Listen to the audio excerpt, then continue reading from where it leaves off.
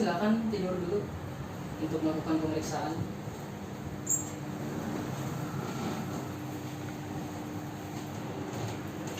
Nah, sebelumnya saya ingin menjelaskan dulu ya Pak, pemeriksaan yang sekarang itu pemeriksaan tanda vital ya, yang terdiri dari pemeriksaan tekanan darah, pemeriksaan denyut nadi, pemeriksaan suhu, dan juga pemeriksaan frekuensi nafas. Nah, mungkin Bapak akan merasa tidak nyaman karena pemeriksaan ini terasa tidak nyaman karena Bapak harus membuka atau melepas baju Bapak sepenuhnya. Ya. Lalu sebelumnya, apakah Bapak bersedia? Bersedia. Baik Pak, selanjutnya tunggu sebentar ya Pak, saya akan melakukan cuci tangan dulu.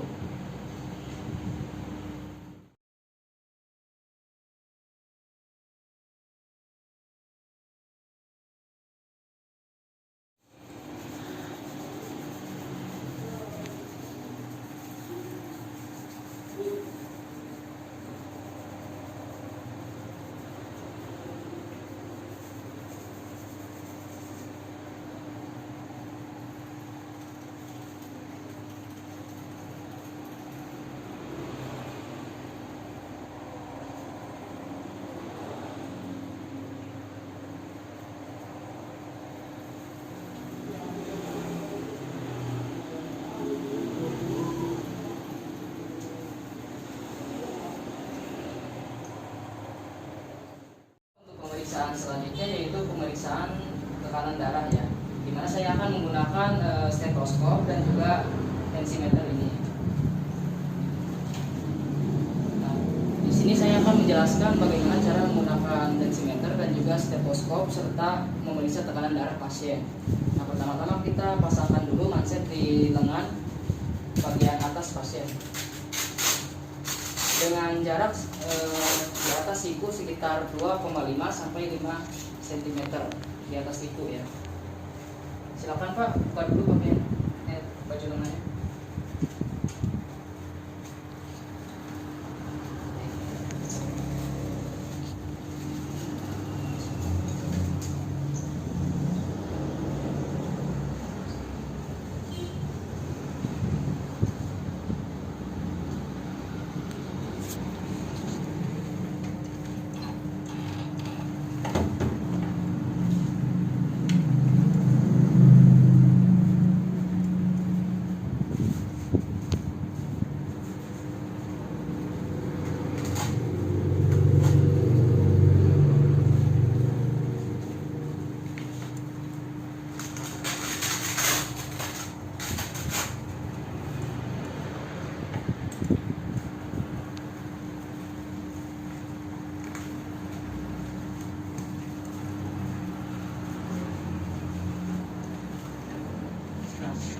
Setelah itu pastikan juga manset itu tidak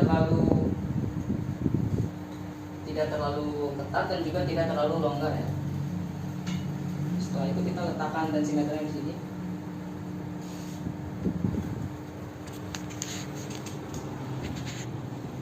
Nah, setelah itu kita raba arteri brachialisnya yang terletak di medial tenobiceps. Ini sudah teraba arteri brachialis ya.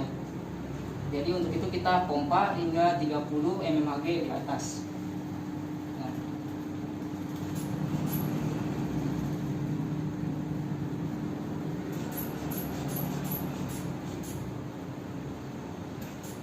Nah, sudah tidak teraba lagi arteri yang denyut di arteri brachialis. Oleh karena itu kita turunkan tekanannya sedikit demi sedikit hingga teraba kembali.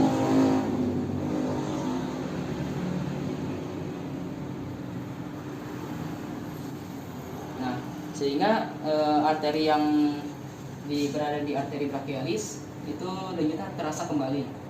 Nah, selanjutnya yaitu menggunakan stetoskop untuk memeriksa tekanan darah pasien.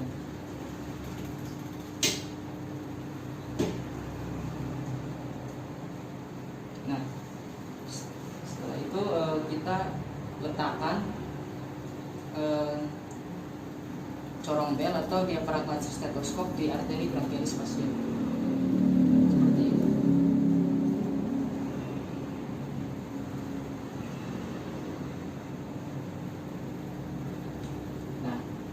Setelah itu kita pompa hingga 100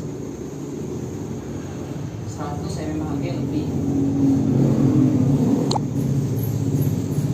Kita pompa dengan cepat. Nah, setelah itu tidak akan terdengar suara apa-apa. Oleh karena itu kita turunkan pompa tekanannya sedikit demi sedikit.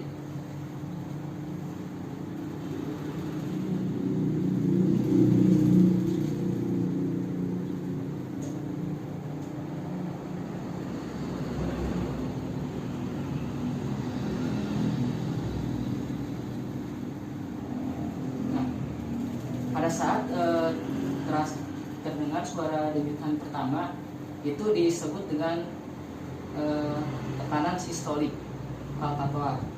Nah, tekanan ini berada pada 120 mmHg.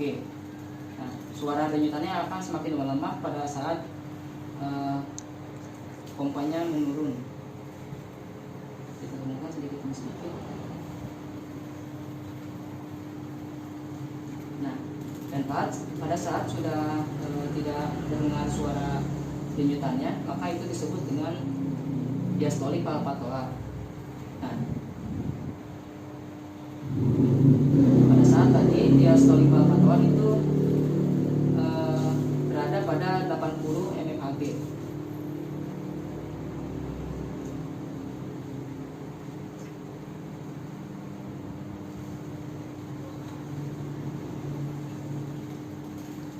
Setelah itu kita buka mansetnya.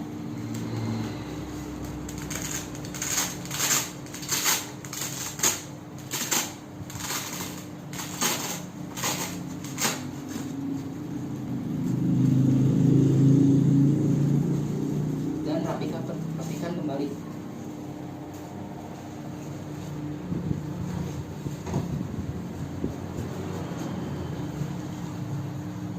Setelah itu kita laporkan kepada pasien mengenai tekanan darahnya. Baik Pak, untuk pemeriksaan tekanan darahnya sudah selesai dan hasilnya yaitu 120 sampai 80 mmHg. Nah, itu artinya tekanan darah Bapak itu masih normal ya Pak, masih sehat. Nah, untuk mengetahui normalnya yaitu tekanan darah orang dewasa yang sehat itu sekitar 120 sampai 80 mmHg. Nah, apabila di atas atau di bawah itu, maka kita dapat simpulkan bahwa pasien mengalami gangguan kesehatan. Baik Pak, untuk pemeriksaan selanjutnya yaitu saya akan memeriksa denyut nadi Bapak ya Pak.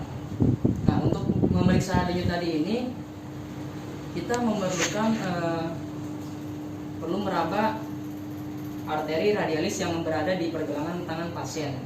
Nah, seperti ini. Dengan menggunakan 2 jari merabanya. Setelah itu kita hitung dalam waktu 1 menit berapa denyutan yang dihasilkan. Dan juga kita harus merasakan irama denyutannya dan juga kualitas denyutannya. Untuk irama denyutannya itu sedikit reguler atau tidak, dan juga kualitas denyutannya itu cukup isi atau tidak. Nah, setelah itu kita laporkan hasilnya kepada pasien.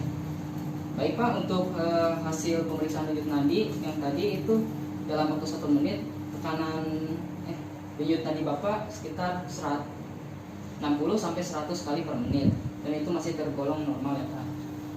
Nah, pada umumnya orang dewasa yang sehat atau normal itu memiliki denyut nadi sekitar 60 sampai 100 kali per menit.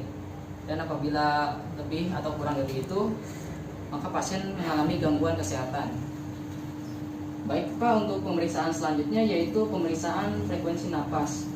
Untuk itu silakan buka pakaiannya Pak, hingga dada saja. Nah, baik. Nah, untuk pemeriksaan frekuensi napas ini kita menentukan dengan berapa kali pasien bernapas inspirasi dan ekspirasi dalam waktu 1 menit. Nah, pada umumnya orang dewasa yang normal atau sehat itu bernapas sekitar 14 sampai 24 kali per menit. Nah, setelah menunggu 1 menit kita laporkan kepada pasien mengenai hasil pemeriksaan frekuensi napasnya. Baik Pak, untuk hasil pemeriksaan frekuensi napas Bapak itu sekitar 14 sampai 24 kali per menit. Nah, dan apabila di atas atau di bawah itu, maka pasien mengalami gangguan kesehatan. Baik Pak, untuk pemeriksaan selanjutnya yaitu pemeriksaan suhu tubuh atau menggunakan termometer ya. Seperti ini termometernya. Kita harus pastikan dahulu ujung termometer itu steril ya atau bersih. Dan pastikan ujung termometer ini permukaan termometer air raksanya itu sekitar 35,5 derajat Celcius.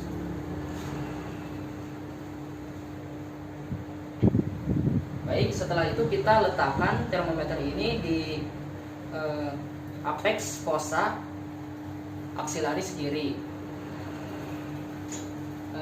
Biasanya dan juga sendi bahu itu harus abduksi maksimal. Baik Pak, untuk selanjutnya yaitu diberikan di ketiak kiri Bapak.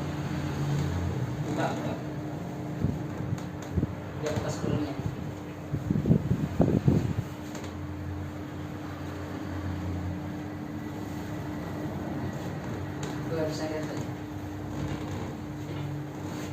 Kita letakkan di ketiak kiri pasien.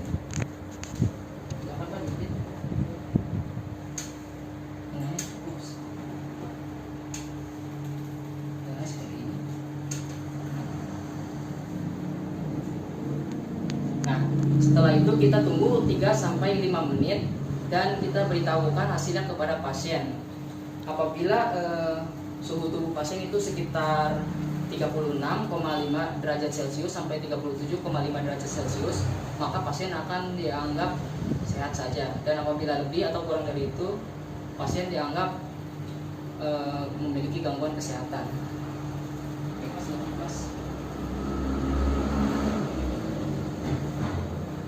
Setelah itu kita laporkan hasilnya kepada pasien.